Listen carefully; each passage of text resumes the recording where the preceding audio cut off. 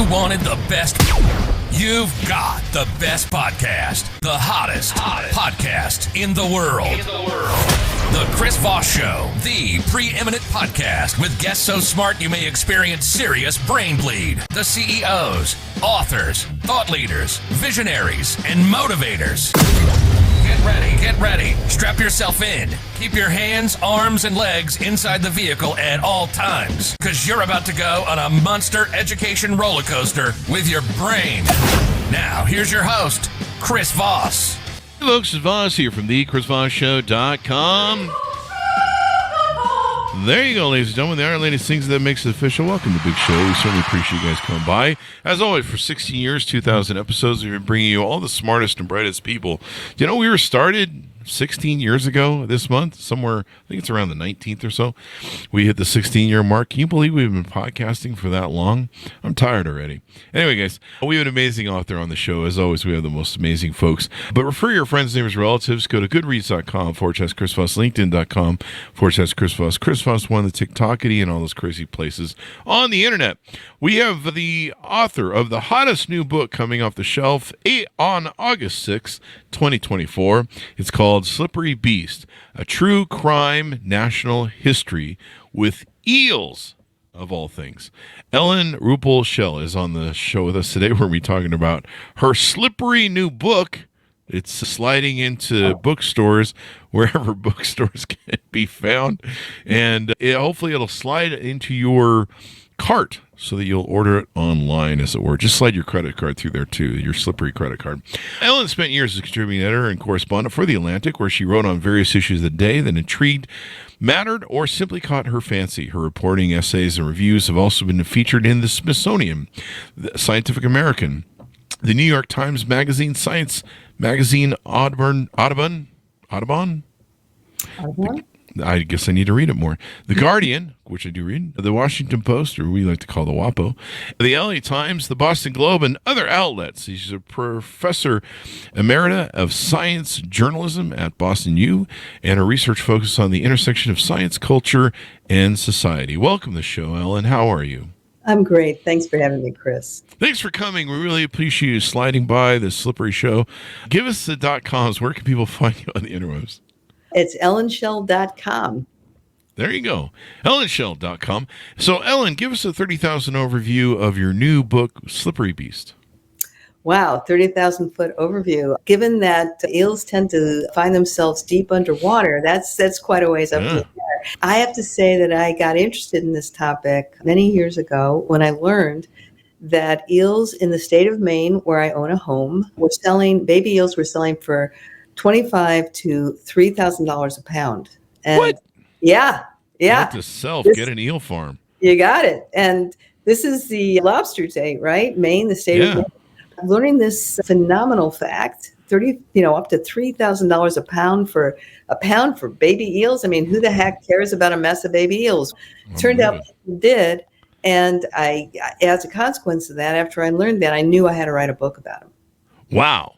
That's a lot of money for. I mean, I always thought they were kind of the throwaway food of the sea, like they're just kind of snaky. And I think when we were kids, we used to believe they would electrocute the crap out of you. I don't know if they still do that, or that was an overreaching sort of meme or something in cartoons. No.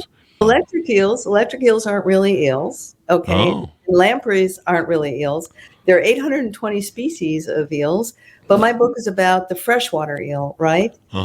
And the one in particular, the American eel, which we have between the East Coast and the Mississippi River. We have this eel, but the state of Maine is the only significant place the only significant elver fishery. Elvers are baby eels. And those baby eels are what cost a bundle, not the grown-up eels. Nobody cares one bit about the grown-up eels. It's the baby eels they want. Yeah, that sounds like me when I was trying to get adopted when I was young. When I grew up, no one wanted me. No one still wants to adopt me. I don't know why. Wait, could be I'm an adult. What's going on with these eels? Why are they so expensive? Are these being served in Michelin restaurants or something we don't know about, or what's the deal? No, the baby eels aren't being served in Michelin restaurants. Not the ones that are being fished off the coast of Maine. They're being shipped all the way to China, where they're grown up to market size. They're slaughtered there, and they're prepared there, processed, slathered with sauce, and they're shipped back to the United States to be sold in those sushi restaurants you talked about. So it's really the craziest supply chain. Not only is the life cycle of the eel insane and crazy, but the supply chain for eels in the United States is nuts. Well, sounds like they get a lot of travel time in on their flight card.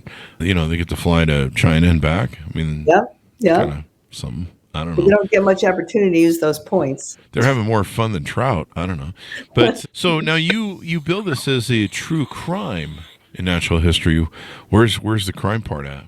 As you can imagine, when you're talking about something that's selling for $2,000 to $3,000 a pound, syndicates, criminal syndicates, organized criminals of all kinds, cartels have all gotten involved in this business. And in fact, it is the number one, in terms of money, the number one wildlife crime in the world. Holy crap. Yeah. You think about tiger paws or elephant tusks, or that's what I thought, were the big wildlife crimes. $4 billion a year in illegal elver trafficking. That's baby eels, elvers. Yeah. Wow. So a lot of crime in the United States. I talk about Operation Broken Glass, which was a 4-year investigation of a poaching ring on the East Coast of the United States. It involved 8 different states and one kingpin, a grandfather in the state of Maine who was kind of organizing the whole thing, and a huge bust in 2014. They arrested 110 people, a lot of money involved there. Guns were pulled, people were threatened. There was a helicopter chase. It was a big deal. Wow. Now, is it legal to trade in these eels, or how is the illegal trade going on? Okay, so if you're going to look at the state of Maine, so there are 3 kinds of commercially available eels, right? There's the Japanese eel, the European eel, the American eel. But let's talk about the American eel. So there's only one legal elver fishery in the United States, as I mentioned. That is the state of Maine. That's it. There's a tiny one in South Carolina, but that doesn't really count. So it is legal to fish for elvers for a few months each year in the state of Maine, but you have to get a license, and those licenses are impossible to get now. You can't you can imagine. You can't get them. They had a lottery this year. There were 14 licenses available, 4,500 people applied to get them because it's a jackpot. If you get that license, so there's a quota, and in Maine, they can fish it's less than 10,000 pounds a year. So once that quota has been met, you can't fish them anymore unless you're a poacher, okay? So then you can do what you want. Within reason. Right? Not within reason. Within the reason of the law, I suppose. So that's true around the world. So in Europe, they're banned. European eel is banned outside of the European Union, but it is also smuggled. So these smuggling rings are, as I said, all over the world, and the Caribbean especially. There's eels coming out of Haiti. Pretty messy business. Why don't they just make it like pot? They just make it legal, and then the crime part goes away. That's in South America somewhere with their drugs. I thought about that argument, certainly when it comes to drugs. But when it comes to eels have declined by over 95% in Europe and Japan, and they are threatened in the United States as well. So we got to do something about it, or we're going to lose this jackpot. I got to look at my sushi menus harder, because I've never seen eel on the sushi menu, and I never would eat it. I don't know. It sounds awful. Sushi, okay, eel is on many Japanese restaurant menus, but it's not really sushi because you have to cook it. It's not eaten raw. It was thought that it was poison to eat raw, and it's not. It's got a toxin in it that actually is taken care of by your digestive system. Still, you wouldn't want to eat raw eel. Yeah, I'm not going to eat it either way. They're slimy little beasts, per the cover of your book. Tell us a little about you. You've written on a lot of books about a lot of different variations of things. I don't see any eels. There's the hungry gene, which is kind of what we're talking about, eating eel now. Tell us about your upbringing. What got you into journalism, got you into writing books, and into the road you've been down for your life? Well, my goodness. I mean, we're talking ancient history, but I studied biology at university, did some graduate work in that, but at the same time was really interested in the written word. So English minor, really got, fascinated in the idea of narrative nonfiction, which is writing novelistically about nonfiction topics. and ended up doing that. It's been my life's work. I've been teaching it as well for many, many years at Boston University. And I'm interested in, I think you mentioned this in the introduction, the integration of economic science, social justice, and people. So this book is more about the eel people than it is about the eel itself. Okay, the people who get tangled up with eels and cannot get untangled. And we're talking about people starting with Aristotle, that long ago, all the way up to today. Okay, so this is like a cult. It's like a cult. It's like an obsession. I mean, once the scientists get started with eels, they can't get it out of their system. It is the funniest thing. And I get it because the eel is a remarkable, remarkable animal. I think it looks just like a snakefish. That's how I think of it. But it does look like a snake. And so most people, many, many people are put off by eels, including me. I mean, I thought they looked like snakes. I thought they were snakes. I knew nothing about eels when I took on this project. Yeah. I'm not letting them in my bathtub, that's for sure. I don't know what that means. But let's see. The eels are nature's Rorschach test. What we think about them reveals not much about them and a lot about us. Oh, really? So maybe maybe I need to see a therapist then, evidently, about my issues with the eels. Show me the eel where the eel hurt you. Freud messed with eels. If you're talking about the phallic nature of eels, I hear what you're saying. Is that what he's... But no, Freud, his little project was not about the phallic nature of eels, but a lot of people think it was. Yeah, I think the eel is many people are terrified by eels in literature and in movies. It's like a slippery snake, eh? Oh, yeah. I mean, you wouldn't believe how many films and books involve this, horror stories involve eels, people being trapped in a pool with eels and being eaten like the screeching eels screeching eels in Princess Bride, all these in, novel after novel, they are featured as really bad guys. Okay. Marvel Comics has evil eels. Wow. Yeah. Yeah. Eels need to get a better PR agent, basically. They do. They do. You wrote the book on them, so I think you've put yourself forward. Let me just say, unlike some of the scientists I profile in the book, I'm not going to go swimming with eels. Okay, yeah, I did not fall in love with them, but I was absolutely fascinated by them. Yeah. So have you become an eel people? I will never be an eel person. My relationship with nature is best put as precarious. Okay, I'm scared of bugs. I'm scared of spiders. I'm scared of snakes. And it took me a while to learn that eels were not a threat to me. I'm not an eel person. However, I have to say what I found incredible about this creature is how their history, how their understanding of them kind of parallels the history of science. Because scientists, as I said, since Aristotle, have been fascinated trying to figure out the answer to the big eel question. Okay, this is eel question. That's like this huge mystery in biology. And so many people have devoted their lives to trying to figure it out. What's the mystery? The mystery is there are two of them. One, how do these things reproduce? So eels are very carefully, so they don't shock each other. Right. They're so common that 100 years ago, they constituted 50% of the biomass in many rivers, lakes around the world. I mean, they were everywhere. They're very, very popular food. They were everywhere. And yet no one had ever seen them do the deed. No one had ever seen an egg or seen actually a sexually mature eel in the open ocean. No one had ever seen them. So the theory was, stretching all the way back from Aristotle, they generated spontaneously. It was spontaneous generation, which is a discredited theory, but it was a very popular theory for hundreds and hundreds of years. And the eel was a prime example of spontaneous generation, like it just came out of the air or it came out of the mud. So someone wrote a book about that of some guy. There was some spontaneous combustion that went on, some Mary or Jesus or something. I don't know. Spontaneous combustion, or that actually happens, but spontaneous generation, that doesn't happen. Combustion, it's all the same. Right, doesn't happen. It's all science. Yeah. I do know how eels reproduce. Brothels. They go to a lot of brothels.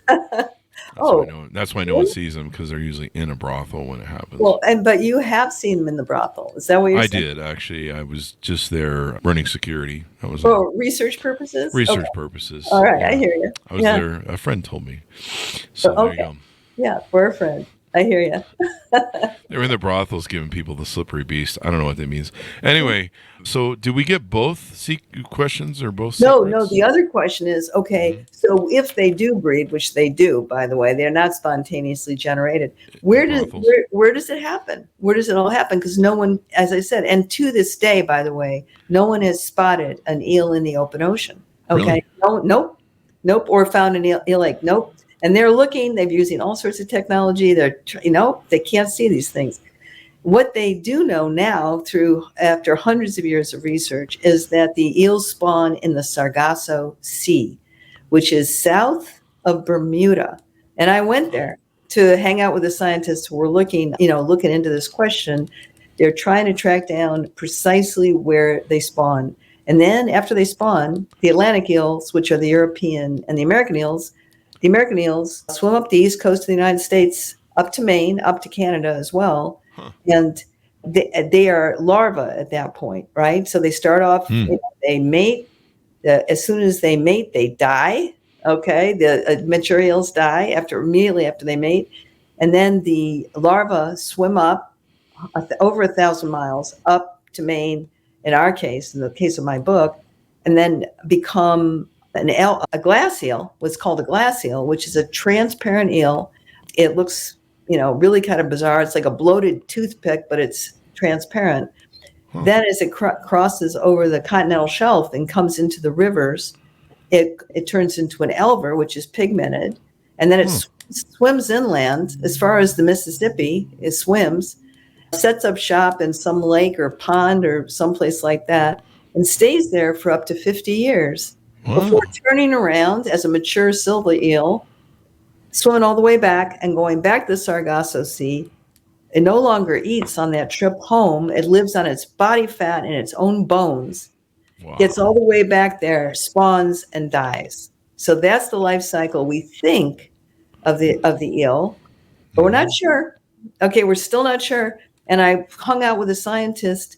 I called him the Captain Ahab of the eel, who is still launching these expeditions, trying to figure out, unlock all these secrets of the eel. But there are tons of scientists all over the world working on this problem. Wow. Yeah. Just to figure out how eels breed. Yeah. Wow. Yeah. I'm still trying to figure out how stupid people breed. Oh, wait, I think I know. Not that way. Not that way. Yeah. Not that way. Booze and cocaine. So there you go. What else do we need to know, or what do you hope people come away with when they read your book? Oh, there's all sorts of things. I mean, one of the things that I found, as I said before, was this amazing trajectory of eels through history and how all these scientists were just fascinated with them, obsessed with them, literally died trying to solve these problems, answer these questions. There's quite a story in that. The other thing I'd like to think about in the book, and what I learned, was just how far people will go to answer questions. There's not a lot of money in solving these scientific questions, and yet people devote their lives to them because they're committed. It's sort of a testament to human perseverance and curiosity, which is really something. Yeah. I mean, some scientists are really into eels, and now journalists. So there you go, telling their stories. Yeah. It's crazy, and they live an interesting life. I mean, that's a lot of money for some fish. But what do I know? Yeah, but remember, those baby eels are tiny. They're about 2,500 of those to a pound. So you have to think of those almost like tomato seeds. Oh, wow. Because each one of those little elvers is going to grow up into a pound of eel. Wow. So that 1 pound will be, 2,500 pounds of eel. That's why it's so valuable. Yeah. There you go. And he's going to just end up in soy sauce and that green stuff. I forget what it's called. Yeah. Yeah. So there you go. This has been fun to have you on the show. This has been Eel Talk Podcast. You've been on. Maybe do you know the rock group? The rock group, the Eels? Oh, yeah. Yeah, There you you should go. play that music on the way out. Yeah. Yeah, there you go. Maybe you need to start your own eel podcast, talk about the book and have guests on to talk about eels and just be a whole subgenre. Yeah, of I think eeldom. that'll leave you with the podcasting, but thanks. Yeah. It's a good suggestion. If I could make $2,500 a pound doing podcasts, maybe I would do it. There you go. I'll wait for book 2, Slippery Beast, the one who got away or something. I don't know. Okay. There you go. Thank you very much for coming on the show. Ellen, give us your .com so people can find you on the interwebs. Thank you. So it's ellenshell.com. And the book again is Slippery Beast, a true crime natural history of eels. There you go. There you go. The exciting, riveting Book of Eels. Thanks for coming on the show, Ellen. And thanks to our audience for tuning in. Go to goodreads.com/Chris Voss, LinkedIn.com/Chris Voss. Chris Voss, one of the TikTok and all those crazy places on the internet. Thanks for tuning in. Be good to each other. Stay safe. We'll see you next time. And that should